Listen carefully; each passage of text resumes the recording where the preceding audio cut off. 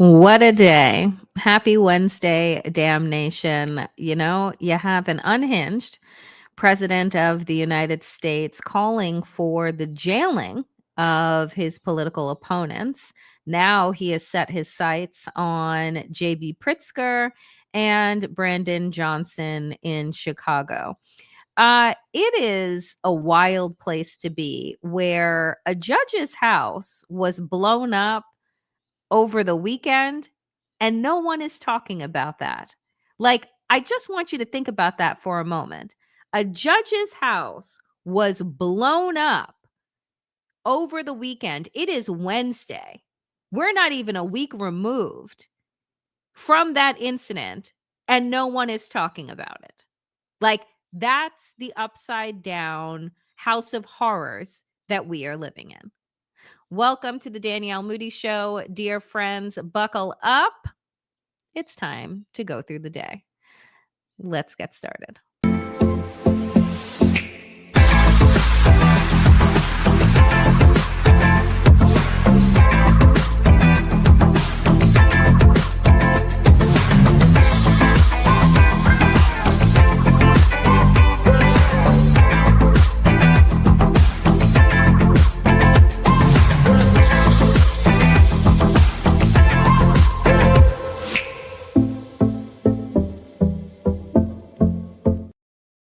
Well, it's important for us to celebrate small wins. We've made it to Wednesday, so congratulate yourselves.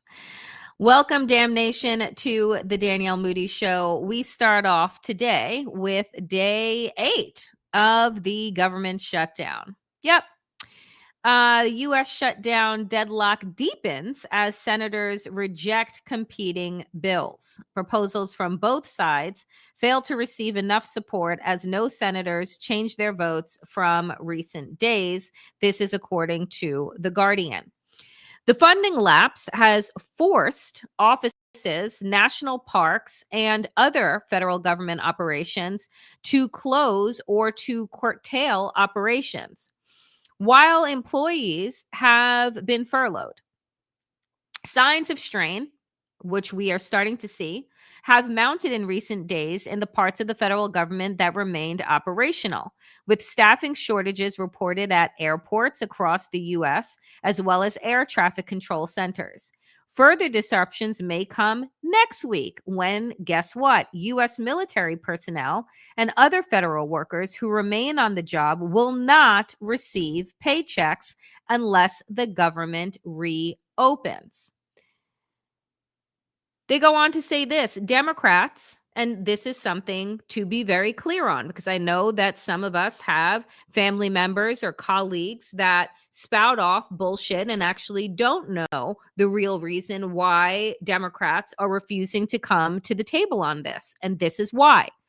Democrats are demanding that any bill to fund the government be paired with an array of healthcare-centered provisions, including an extension of premium tax credits for the Affordable Care Act plans. Those expire at the end of the year, and costs are set to rise for plans roughly 20 million enrollees if they are not renewed. I went through yesterday and did the math, right? Brought to you by Harry Enton at CNN and others.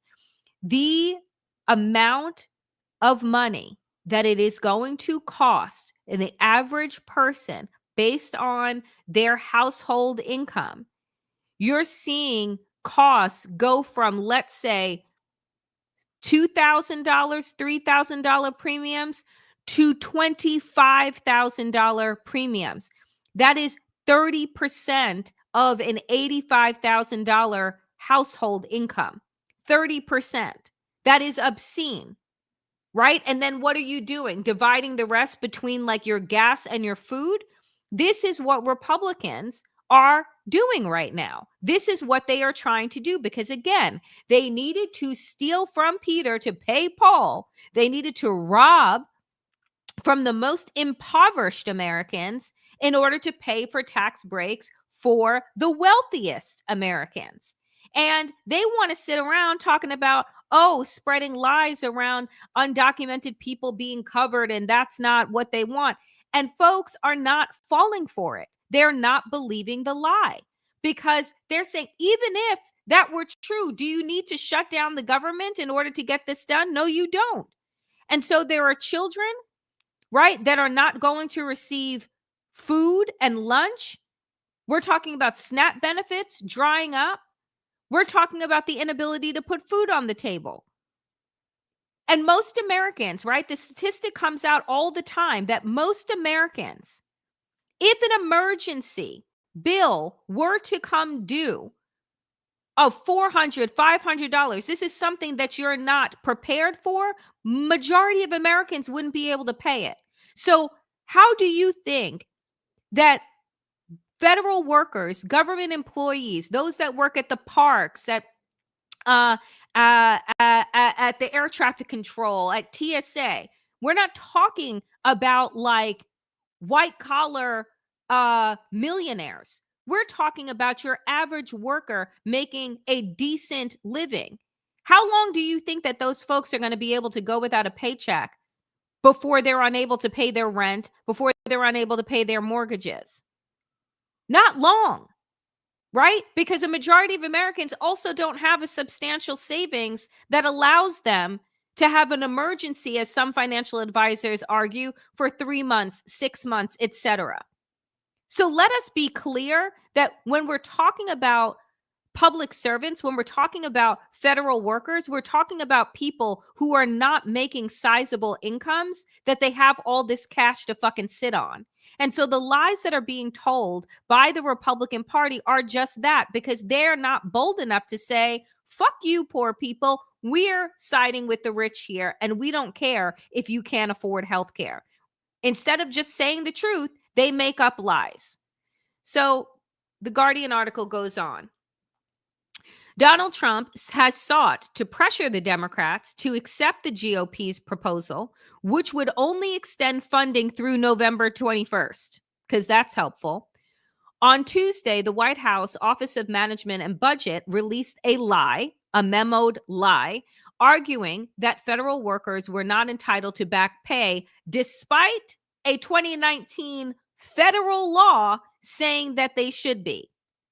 The Republican Speaker of the House, Mike Johnson, who I also played for you all yesterday, poured cold water on the prospect at a press conference today, saying, I think it's statutory law that federal employees be paid. That's my position. I think they should be. This is not about a should be, like, are they worthy of their fucking paycheck? This is the fact that federal law states that if the government shuts down and they are to be furloughed and still supposed to show up for work, that they receive their fucking back pay. So the audacity of this grifting ass fucking criminal president to even float the idea of, oh, I don't think that they have to be paid. I think that it's, whatever, is essentially yet another mob move that he is making out in broad daylight. And I got to say this, look, y'all know that I spent a lot of good time coming for Chuck Schumer. But I also want you to know that when people that I really have a bad taste in my mouth for, people that should no longer be in office, actually do something good, I'm also going to lift them up when they do something good. So Chuck Schumer, apparently his social media team is using smelling salts, because this ad that Chuck Schumer has put out with regard to the government shutdown is the best thing that he has done in the last, I don't know, many, many, many years. And I have to play this for you because it is just, it's important. Again, when things are good, I'm going to bring them to you. Now we're in a government shutdown. And you may be asking yourself, how the hell did we get here? Donald Trump and the Republican Party are hell-bent on taking healthcare away from 60 million people, closing community clinics, rural hospitals, nursing homes, all so they can keep giving tax breaks to their billionaire friends. It's a disgrace. So Democrats have 3 words for this: no fucking way. It's literally life or death. We will not let Republicans blow up our healthcare system. And this isn't the first time they've tried to do this. Total repeal of the Obamacare bill. Or the second. The repeal of Obamacare. Or even the third. You get the point. If Republicans are consistent about anything, it's about taking away health care from as many of you as possible. Let's dive into the facts. The so-called big, beautiful bill, which is really a big, ugly betrayal, cuts $1 trillion from health care and causes the ACA credits to expire. Insurance premiums will go up 93%. As a result, 22 million people pay more, 4 million lose coverage altogether, and even if you don't have ACA, your premiums are going up also. What does it mean in New York? $2,500 increase for those on ACA. Working families can't afford that, and 450,000 people lose their health care. This is not about politics. It's about people. But don't take it from me. Take it from the patients and the providers themselves. A lot of these patients are losing their care and they cannot go to the preventive care doctor. So where do they go? They come to the emergency department. Unfortunately, the emergency departments are being overflown. They're being overwhelmed. It really does really bring me to tears. It's really, really sad. Like, we have to end up begging, don't make those cuts. Somebody has to stand up for us. We stood up for you. Now you're on our shoulders. Please do the right thing by us.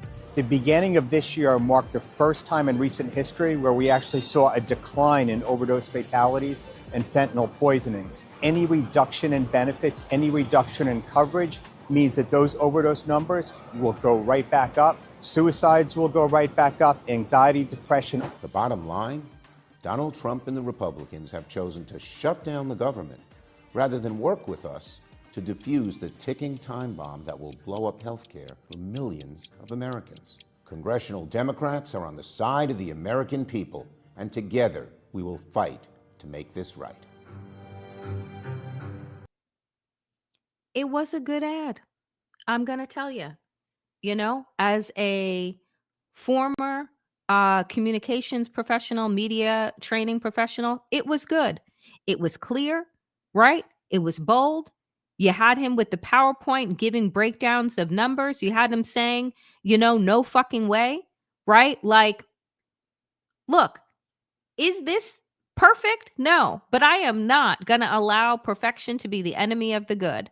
I don't need Democrats to be perfect all the time, but I need them to actually fight and have some goddamn passion, to be clear and thoughtful, right? To punch back, and not punch back by reiterating the lies that Republicans are saying. Because if you noticed in that ad, you notice that he didn't say Democrats aren't trying to provide health care to undocumented people, because that's what Democrats do. They always take what it is that Republicans say and they begin their rebuttal to that by repeating the lie. It's honestly as if for the last 10 years, they have actually learned nothing. And so here, he doesn't repeat the lie. He doesn't offer what it is that Republicans are saying that the shutdown is about. He's telling you what the shutdown is about and then following that up with facts. Can we get some more of this, please? I tell you, it doesn't seem to me to be that fucking hard, but Democrats make it hard all the goddamn time. So on this one, well done. Chuck Schumer's social media team, since you're not retiring or resigning anytime soon, please, please, please, more of this and less of arousal and fucking Kenty cough and old Negro spirituals. Okay. Now, also, I know that we are in the upside down side of hell when Marjorie Taylor Greene is getting on television and saying things that you're just like, I too agree with this. And it is just like, wait, what? So Marjorie Taylor Greene finds herself on one of these bootleg right-wing shows. And I want you to listen to what she says about the government shutdown and about what is happening right now, because I was like, oh shit, why am I in hell agreeing with Marjorie Taylor Greene? allow Democrats to have some sort of moral high ground on this issue because they're the only ones talking about it, I think is a major failure from the Republican Party. And I'm not going to stand there and just keep talking the talking points when my own adult children can hardly afford health insurance premiums, when everyone in my district, it's the #1 issue that I hear about day in and day out, not just people on the ACA, but people that have private insurance as well. And I think it's something that we have to talk about. And I don't see why the government needs to be shut down. I really don't. I believe that if Republicans learn to govern and wield power, they can use the nuclear option in the Senate. They can open up the government. We can get back to work for the American people, and Republicans can solve this problem that is a very big problem that we can't ignore. Well, I mean, what? When Marjorie Taylor Greene starts to make sense and saying that I don't understand why Republicans are ceding the high ground on healthcare to the Democrats, but they are, because they're the only ones talking about the fact that healthcare in this country is a major problem. And then she goes on to say, and if Republicans would learn to govern, they can actually wield power that helps people.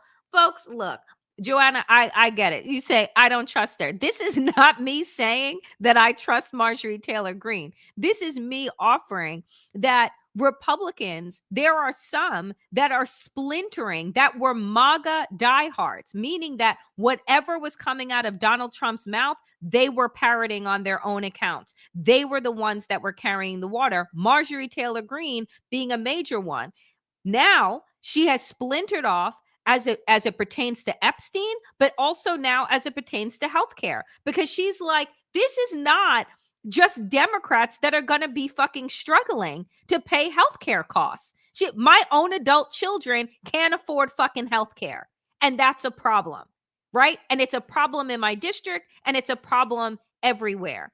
And if Republicans learn to govern, we could actually do something. But the fact of the matter is, Republicans are not interested in governing. They've never been interested in governing. The last several times that the government has been shut down, it's been a Republican administration. Namely, the last time the government shut down, who was in office? Donald fucking Trump. How long was the government shut down for? Over a month. What was the only reason that it reopened? Because air traffic controllers threatened to go on strike, which means that every plane in the sky in these United States or coming to these United States would be grounded. So look, somebody said the other day, and I thought, ooh, could this be? Because again, we are starting to see already 8 days in the disruptions that are happening at airports around the country. It was in Burbank, then it was in Nashville, then it was in Chicago yesterday. Like, it is happening all over the place. And it's because folks are calling in to work.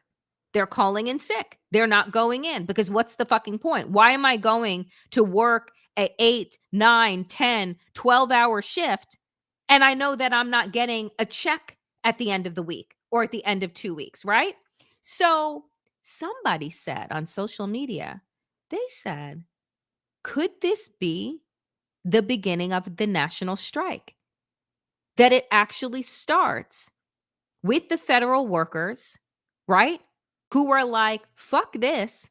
We're not going to work. We're not being paid, as a way to reopen the government. But could this not be the jumping off point to a national strike? I say, y'all, let it be. Let it be. Let it be. Because the fact of the matter is that it needs to start somewhere. And if these folks are quietly just saying, you know what? And I personally believe, I'm like, it needs to be more organized, right? They need to go airport by airport, state by state, and begin a rolling fucking shutdown. Everyone just stay home. We're not coming in. And yes, that is going to be crazy disruptive for people that are trying to travel, people that are trying to, but I got to tell you, it would sure as hell get a lot of folks' attention. right? Namely, those members of Congress that would be stuck in Washington, D.C., because they're not able to get home or taking 9-hour trains going, cross country or down south, etc.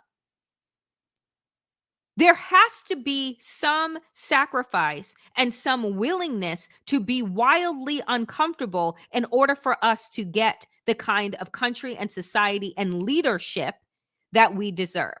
Speaking of leadership, Mini Mike Johnson, right? So Senator Mark Kelly and Ruben Gallego are in the middle of a presser in the Capitol building. And who comes walking up, right? Just, hey guys, how's it going? Because you don't got shit to do, is Mike Johnson. And instead of just, letting Mike Johnson walk on by, they bring him over in front of the cameras. And I want you to take a listen. The Trump administration is vowing more action during the shutdown. They've said they're going to do mass firings. The president's questioning if furloughed workers will be getting pay. Oh, hey, gentlemen. Hey, Speaker. Appreciate it. Good to see y'all. Hey, so his congresswoman and a friend of ours, I looked at the leading. Yeah, reopen the government so we can get back to work. I mean, but this excuse just keeps on moving. Yeah, no, it's not great if you want representation. Not last week. No, There's 750. Wait, answer the question. We're happy that she got elected. She's filling her father's seat. That's fantastic. We have a long tradition here and a process of how we administer the oath to a member. You served here for a while. We're going to do that as soon as we get back to work, but we need the lights turned back on, so we encourage both of you to go open the government. Didn't we so do we that? Get everybody back to Republican swore the person No. in The exception is there were 2 Floridians who were elected in a special election. This happened a couple months back. They were here on a day. They had their families here. They had a scheduled day for the oath of office, and the House was called out of session that day. They had all their family and friends here. So we went ahead and went through the process in a pro forma. Let me finish. Wait, let me answer the question if you're going to ask it. And so that was the exception we did because the family was here. Ms. Grijalva, Rep-elect Grijalva, has not yet had a scheduled date because she was elected after the House was out of session. So I am anxious to administer the oath to her as soon as you guys vote to open the government. You don't want to be on the Epstein discharge. How much? It's totally absurd. You guys are experts at red herrings and distractions. Moving along. I love this so much, right? Because look, Mike Johnson is getting these questions not just from members of Congress, right? He's getting these questions every time that he goes on air, which is, so you were able to swear in 2 Republicans when the government was not in session. Why are you not able to swear in Adelita Grijalva? It doesn't make any sense. Are you not swearing her in? And he, because he refuses to swear her in, because he doesn't want to give the bipartisan group the 218th vote that they need for the discharge petition for the Epstein files. So who keeps the Epstein files in the media? I swear to God, it's Mike Johnson. Because at every opportunity that he has to be like, okay, yeah, I'm going to swear her in. She's going to be sworn in at some point, and we're going to have to deal with this discharge petition at some point. It's not just going to go away. You're not just going to wait it out. He's the one that keeps this going. Because if you were to just allow for transparency, sure, it's bipartisan, Godspeed, go along, you guys do what you will. You keep saying that Donald Trump is not in the petition. Donald Trump cares about victims. Donald Trump creates victims. Let's just be fucking clear. Okay? The man is an alleged rapist. We know this, right? And it is part of conviction that he has had. Okay? So if Donald Trump is not in the Epstein files, if none of you little good old boys are in the Epstein files, then just release the files. Right? Let the American people see for themselves. Stop with the fucking 2-step. Stop with your smug bullshit. Stop with the lying. We're so happy. She's taking her father's seat, et cetera, et cetera, et cetera. Do your job. Do your job. But the only thing that Republicans are good at is obstruction. And even Marjorie Taylor Greene is like, you know what? It'd be great if we could show that we could govern. But the fact of the matter is they can't, because anytime that Republicans have control of the government, have control of the White House, our deficit goes through the roof and the government is shut down, taxes go up higher, and the country is a fucking mess. And then who comes up behind as the janitor? Democrats, to clean up the mess. And when it's not cleaned up fast enough because Republicans were allowed to make generational fucking damage, then they bring in Republicans again because Democrats are not good storytellers. And that is why I lifted up what Chuck Schumer's social media team did, because if you do more shit like that, rather than reiterating Republicans' talking points, then maybe the truth will actually begin to seep in where the lives have been. I tell you, speaking of lies, so this motherfucker up on his broke down social media platform this morning, having a meltdown, calling for the jailing of the Illinois governor and Chicago mayor, okay? Because Donald Trump is losing it, okay? So here is according to The Independent. Donald Trump has called for the jailing of Illinois officials, accusing them of not doing enough to ensure the safety of federal immigration officers who are conducting raids in Chicago. The president wrote in a social media post that Chicago Mayor Brandon Johnson and Illinois Governor J.B. Pritzker, both Democrats, quote, should be in jail for failing to protect ICE officers. So let me just say something real quick. If those little weak, lightweight, mask-wearing, gut-over-the-belly ICE agents are in so much danger with their AR-15s and their fucking, G.I. Joe cosplay, then pull them out. If they can't do the job, right, because they need protection from people who are unarmed, people who are what? Dancing up at the people who are ministers that they're shooting pellets at in the head, or unarmed women that are trying to speak common sense into them, or people in inflatable costumes. Like, if that's what you call life-threatening, then they shouldn't have those jobs because clearly they're lightweights. Okay? I digress. So Trump has previously called the city a quote-unquote war zone amid protests against immigration enforcement. Pritzker has called the actions authoritarian, which they absolutely and totally are. So here has been the response, right? Here is Brandon Johnson and Pritzker in the back. And so their responses to Donald Trump calling this morning on social media for their arrests. And this is why we cannot normalize this shit. Because do you know who pled not guilty this morning at their arraignment? James fucking Comey, who was indicted by the Department of Justice after the resignations of officials who said there was not enough to bring this case and they weren't just going to bring it out of retribution. So for us to think that, oh, Donald Trump is just like popping off at the mouth, no, he's actually indicted the former FBI director, James Comey, right? And so for him to say now, oh, I want Pritzker and I want Brandon Johnson arrested, or they should be arrested for their interference, if you think that he is not trying to figure out a way to make that happen, then you're not paying attention. Because when you are inside of a dictatorship, when you are inside of authoritarianism, the rules of law that we have all managed to follow for the last 249 years no longer fucking apply.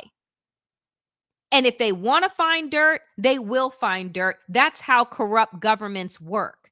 So we cannot turn, right, a blind eye from this and be like, oh, this is just, what Donald Trump does and what he says, because right now he is beginning right? Not just to speak in rhetorical bullshit, but he's actually beginning to put weight behind the words that he is saying. So the response was very clear from Pritzker first. He said this is a convicted felon. Think about that. He is threatening to jail me. I got to say, this guy's unhinged. He's insecure. He's a wannabe dictator, Pritzker told reporters outside of the federal building in downtown Chicago. Pritzker also encouraged residents to protest the Trump administration's immigration moves and document federal actions on the ground. Quote, we want everybody to pull out their phones and the Android, the iPhone, whatever you got, and film everything you see, because we take that to court and we also show it to the whole public. So he's telling folks, you keep doing the work, because I know that you're not out there ravaging the city. I know that you're out there trying to protect your neighbors, your friends, your family, your businesses. And so do that. Film these people, because it is your right to do so. The article goes on with Johnson's response. Johnson also pushed back on the threats, writing that, quote, this is not the first time Trump has tried to have a black man unjustly arrested. I'm not going anywhere. Pritzker has vowed to use every lever at the state's disposal to resist the deployment, accusing Trump administration of carrying out an authoritarian march in Chicago and other Democratic-led cities. The state of Illinois filed a lawsuit Monday seeking to block the deployment after a federal judge in Oregon twice ruled against Trump's efforts to deploy troops to Portland over the objections of local leaders. The Trump administration is appealing that decision. And so we find ourselves with multiple cities across this country under occupation.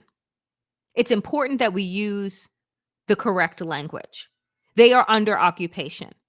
While people are having to go to work and take their kids to school, they are walking past militarized, cosplaying G.I. Joes in military fatigues, walking around with AR-15s, shooting ministers, pastors in the head with pepper pellets, and macing people, dropping smoke bombs in crowded streets because they want to get through traffic.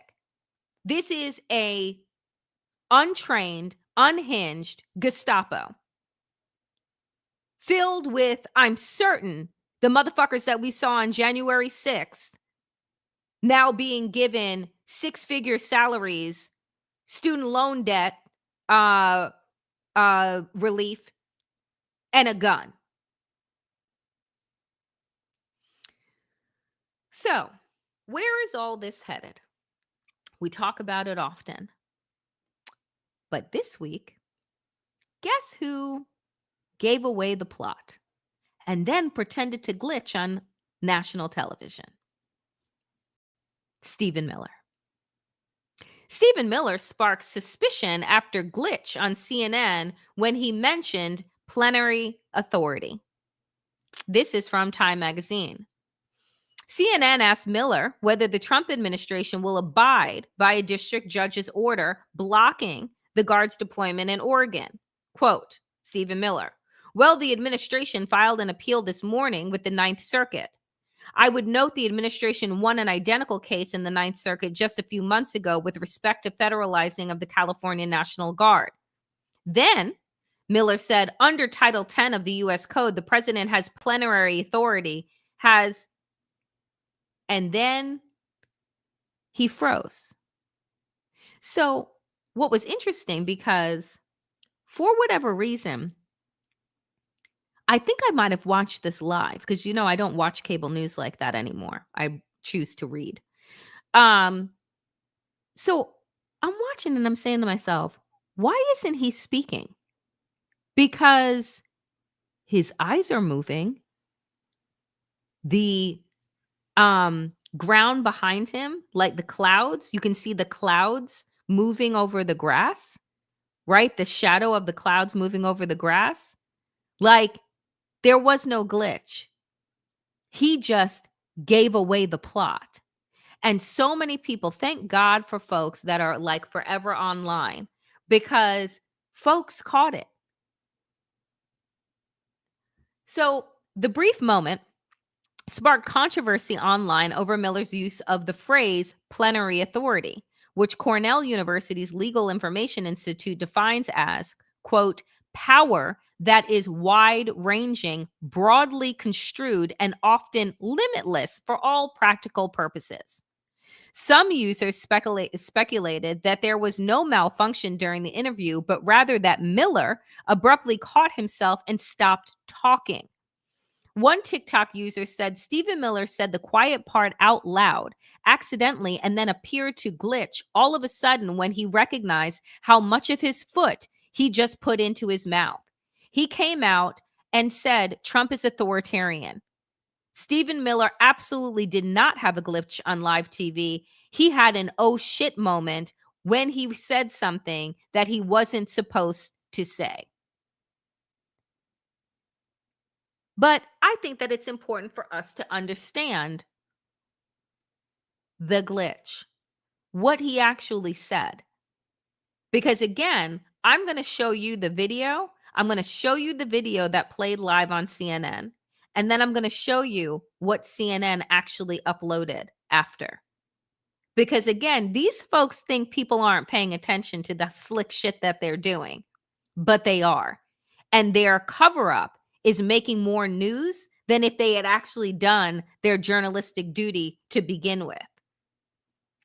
So this is the Guardian. What is plenary authority? The phrase that caused Stephen Miller to freeze up during a CNN interview. Plenary authority refers to a single government official, namely the president, having absolute power on a particular matter. And again, this is according to Cornell Law School's Legal Information Center. Complete power over a particular area with no limitations. So what did Stephen Miller say? That Donald Trump and this administration have plenary authority, and then stopped. The U.S. presidential system, like many other systems of government around the world, is built on the constitutional principle of the separation of powers, a structure designed to prevent any single branch of government from holding unchecked authority by dividing power among the executive, the legislative, and judicial branches. While plenary authority suggests absolute power, the U.S. system of separation of powers uses checks and balances to ensure that no branch, including the president, can exercise complete control. But that's not what Project 2025, Mitch McConnell and his takeover of the Supreme Court and federal bench wants.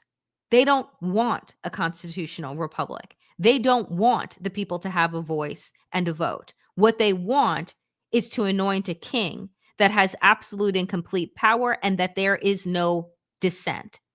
And that any form of dissent is considered an insurrection, is considered a revolution or rebellion against said government, because he, not these three separate parts, are the government. So in fact, if you say, for instance, Donald Trump is a convicted criminal, a alleged rapist, a grifter, and a thief, that is me speaking ill of what? The government, because he is the government and has total and complete control. So here's the video. And this is what I think is so fucking important. For you to see how, once again, mainstream corporate media is doing the work of this administration. That again, If no one was watching this live, if it wasn't already cut and pulled the instant that it goes out, then CNN would have provided you with just their edit. So you all take a listen to both and you tell me what you see. Insurrection. Does the administration still plan to abide by that ruling? Well, the administration filed an appeal this morning with the Ninth Circuit. I would note the administration won an identical case in the Ninth Circuit just a few months ago with respect to the federalizing of the California National Guard. Under Title 10 of the U.S. Code, the president has plenary authority. Stephen? See how he's moving? See the trees behind him? See the shadows Stephen, on the can you hear me? ground? See him blinking and swaying? White House Deputy Chief of Staff for Policy, Stephen Miller. My question was whether the administration still plans to abide by that judge's order restricting any National Guard troops from being sent to Oregon. Well, the administration will abide by the ruling insofar as it affects the covered parties. But there are also many other options the president has to deploy federal resources and assets out of the U.S. military to Portland. But I was making the point that under federal law, Section Title 10 of the U.S. Code, the president has the authority anytime he believes federal resources are insufficient to federalize the National Guard to carry out a mission necessary for public safety. So it's important to understand that in Portland, ICE officers have been subjected to over 100 nights of terrorist assault, doxing, murder threats, violent attack, and every other means imaginable to try to overturn the results of the last election through violence. The most important point I want to make today is that the number 1 and 2 items in the GOP platform in 2024 were to turn back the border invasion and carry out the largest deportation program in American history. Since Inauguration Day, there's been an orchestrated campaign of terrorism and violence against ICE officers. Of course, we saw the recent sniper attack. So, do you see how CNN literally came back, didn't follow up with, so Stephen, when you got cut off, you were talking about plenary authority. Can we pick up there? What did you mean when you said plenary authority? Because what we understand that to mean is X, which goes in direct violation of, a constitutional democracy. Instead, they allowed him to start over again, scratch out the plenary authority part, and scratch out the fact that, are you going to follow the judge's orders? They scratched that part out when he came back and said, oh, yeah, we'll follow the judge's orders. But as it pertains to ... They literally gave him a live TV do-over. And it is wild to me. It is so just absolutely mind-blowing that CNN producers thought to themselves that the unedited version, the version that everybody saw live, wasn't going to make the rounds, and that instead they could upload this doctored fucking version and make it seem like, he's offering things that are reasonable. When I tell you that these motherfuckers are complicit, this is the type of shit that I'm talking about. When I am saying that they are absolutely 100% complicit in how we got here, how we got to authoritarianism in America, how American fascism became what we are existing in now for the last 8 months, it is mainstream corporate media. Without them, Donald Trump wouldn't have been able to have legs. Do you understand that? That without the amplification of his lies and bullshit, without their sane washing, this is what we think that he meant to say. Bitch, just play the transcript. Show people the transcript. If you don't want to get caught up, say, we're going to offer up the transcript of Donald Trump's latest press conference. You be the judge of what is said. Fucking read it. Just play the clips. But instead, what they do is like they like to give them multiple chances to smooth over what it is that they said and put a suit and tie on fascism instead of a swastika. I tell you, it's on some bullshit.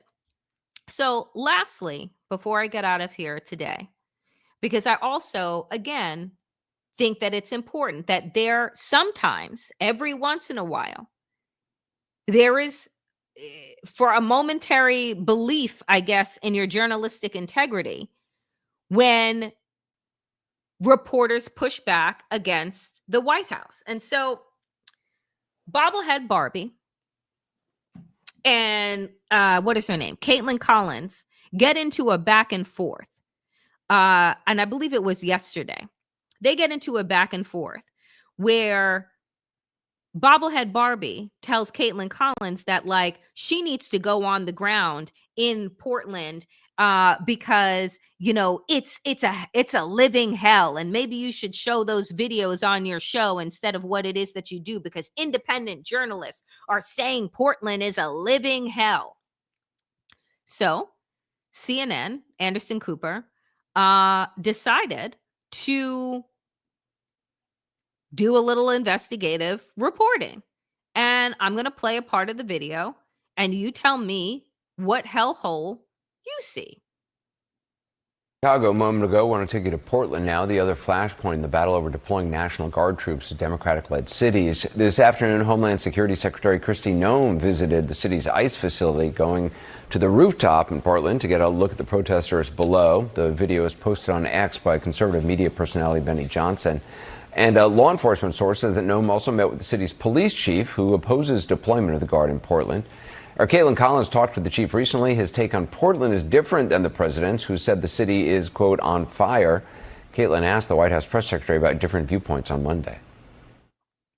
But no local officials that you can point to that have said we need the National Guard? Because I spoke to the police chief of Portland last week. He said that the president's claims just don't match up with what's happening on the ground. I would encourage you as a reporter to go on the ground and to take a look at it for yourself, because there's been many members of the press, not press in this room, but independent journalists, some of whom we'll be inviting to the White House very soon to share their stories, because they have been in the middle of these riots and they have witnessed the anarchy that is taking place night after night. It's on video. You should play it on your show. You have a great opportunity on prime time on CNN to show your audience. Well, keeping him honest, Eric Shimon Prokupez is in Portland. Here's what he's been seeing. It's yet another image from another day at the ICE facility in Portland that doesn't fully tell the story here. Protests start small during the day. A man in a capybara costume fits the city's unofficial slogan, "Keep Portland Weird." About a dozen people hold signs and play music. The entire protest zone is less than a block long. It looks like a war zone. President Trump's depiction has locals curious. We wanted to see the war zone, so we found some coffee on the way and we talked to some really nice people, and it's really peaceful. As night falls, tension begins to fill the air. You see the officers are coming out now because a car is coming out, and every time a car comes out, these officers come out and they push the crowd back. And that's usually when there's some altercation. It's when they come out, they push the crowd back as they wait for this car to come through. Federal agents monitored the crowd from the roof, at times firing pepper balls on the pavement below. You could see there the pepper balls are coming from the roof. So on this side, you have a lot of the Trump supporters and pro-administration and pro-ICE people. And there have been some clashes back and forth with some of the other protesters. And they say that one of them protesters burned an American flag. Keep in mind, this is all happening on less than a single block, not even in the city center. Portland is burning to the ground. The rest of Portland is not in chaos. The streetcars are running, guitarists play outside the famed Powell's bookstore, and there's a guided tour in a Pioneer Courthouse Square. If you weren't... So here's my thing. Can somebody explain to me why you need to fire pepper balls down on the ground when you're on the roof? Can you explain to me, and again, what he said very clearly? He's like, nightfall happens and tension rise because what? ICE agents start pushing people back. People who are allowed to stand on the street, they are being pushed back. They are the ones, the protesters are being assaulted by these ICE agents. I have seen repeated videos now where it is the ICE agents that are antagonizing the protesters. That's not your job. Your job is supposedly to do these raids and what have you. If I'm standing in front of you and I am protesting, I have a right to do so in this fucking country. My job is not to make you fucking comfortable. And that's where there seems to be this extraordinary disconnect with this regime and the Constitution and the American people.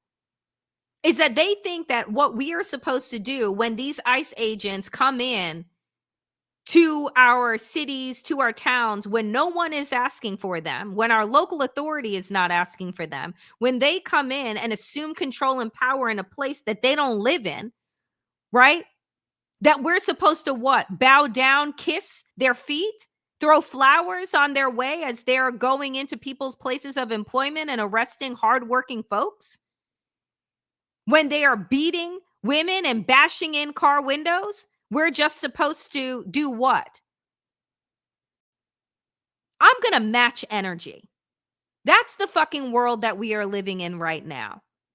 So if you're going to act like a tyrant, then be expected to be treated like a fucking tyrant.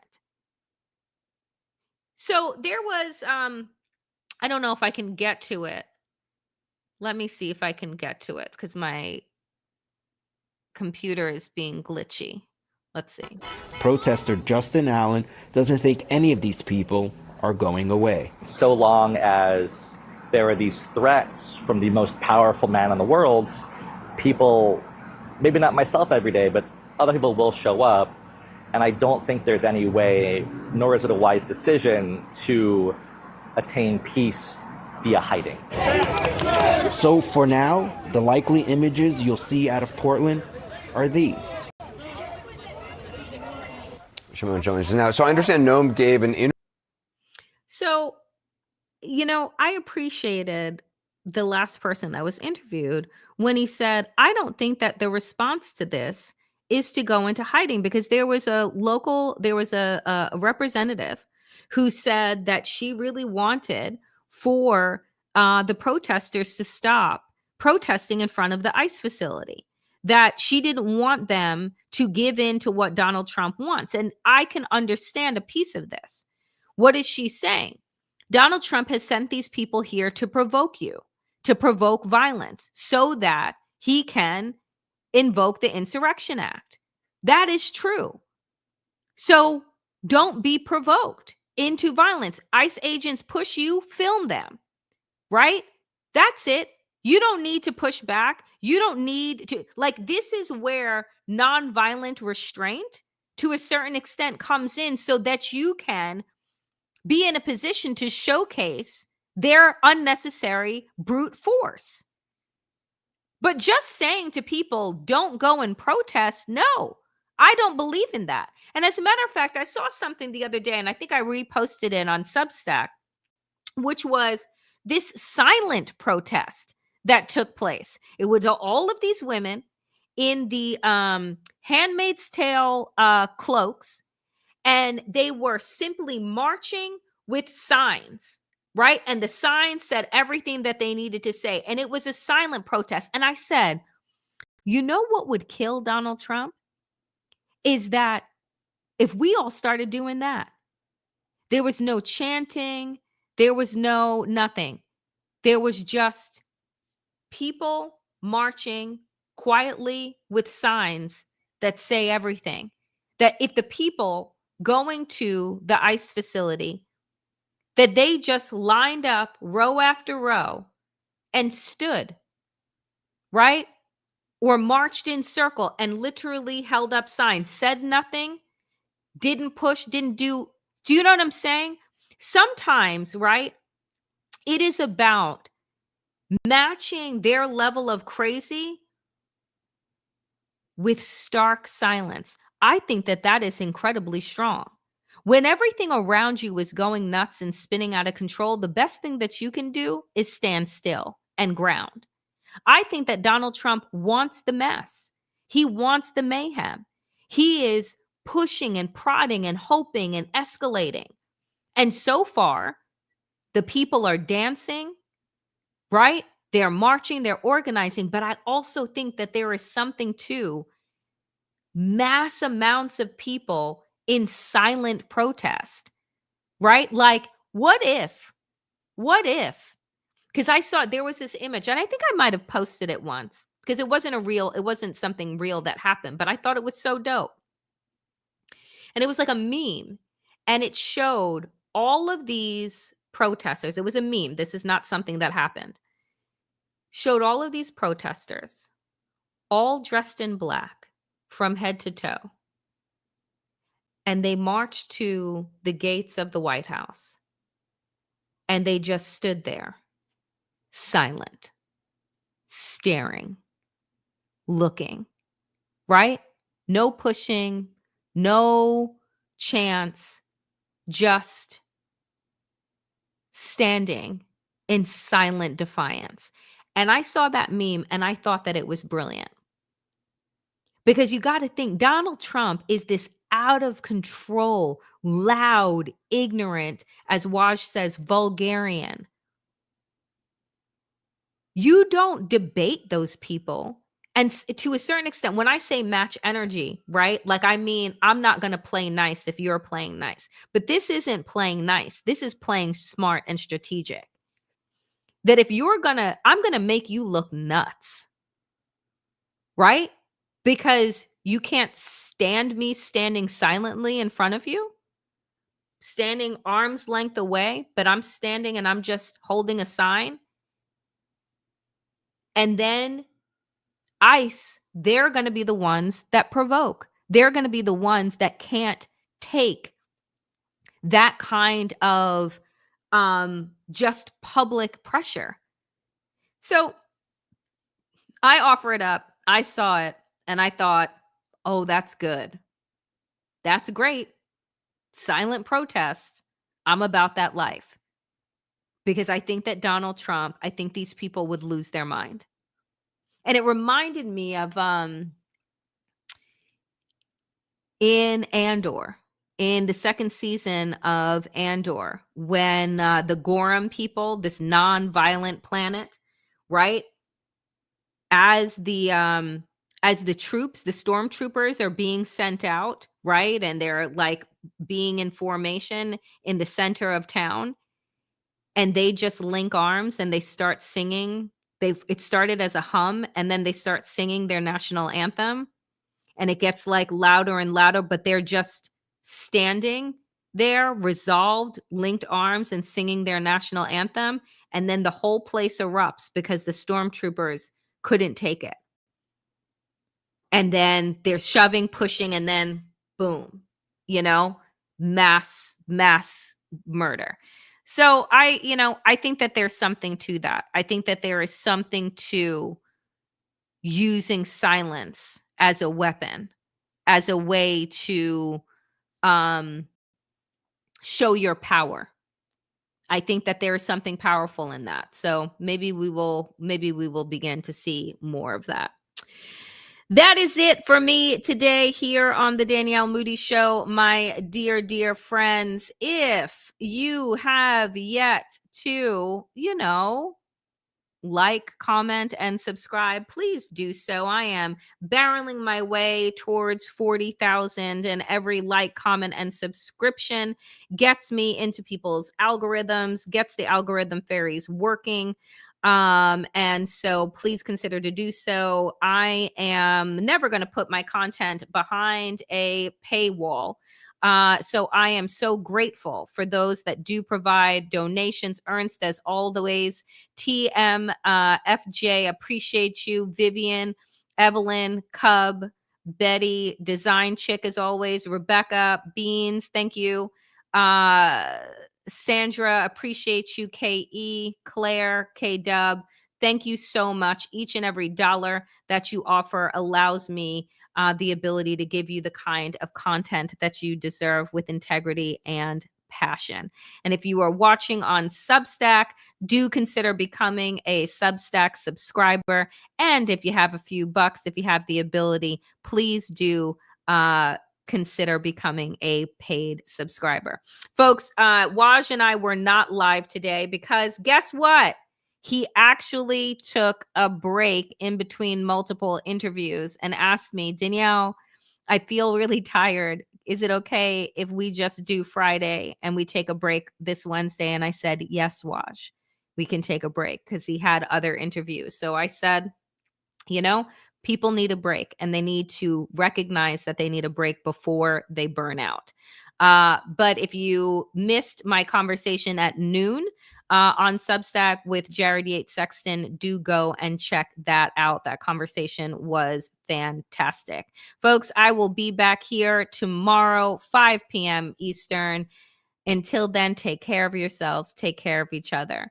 Power to the people and to all the people power. Get woke, stay sane. And in these extraordinarily dangerous times, dear friends, do stay safe. I will see you back here tomorrow, 5 p.m. Eastern. Be well.